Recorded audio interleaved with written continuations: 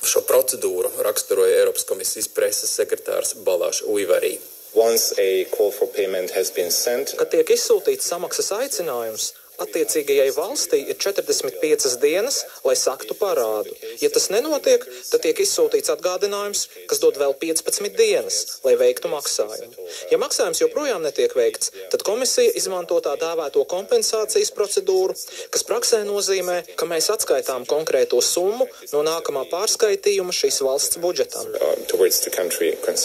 Ja runājam par Budapeštas reakciju, Ungārijas premjers Viktors Orbāns ir sacījis, ka tas ir tiešām nepieņemams lēmums, un viņš norāda, ka viņam šķiet, ka nelegālie migranti ir Briseles birokrātiem svarīgāki nekā Eiropas pilsoņi. Šāda retorika no Ungārijas premjera ir dzirdēta daudzreiz, un var pieļaut, ka viņš arī to tikai pastiprinās tuvākajos mēnešos, pasakot, ka tiek mēģināts uzspiest, lai Ungārija pieņem kaut kādus cilvēkus, ko tā nevēlas savā valstī redzēt.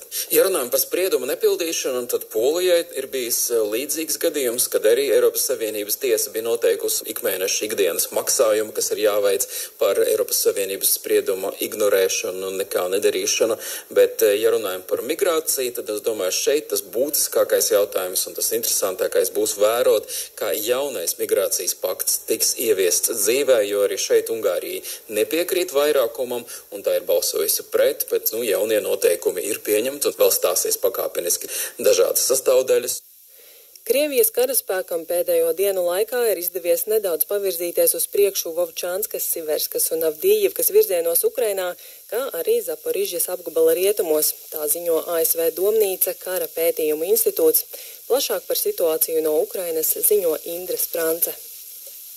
Publicētie uzņēmumi liecina, ka nelielai Krievijas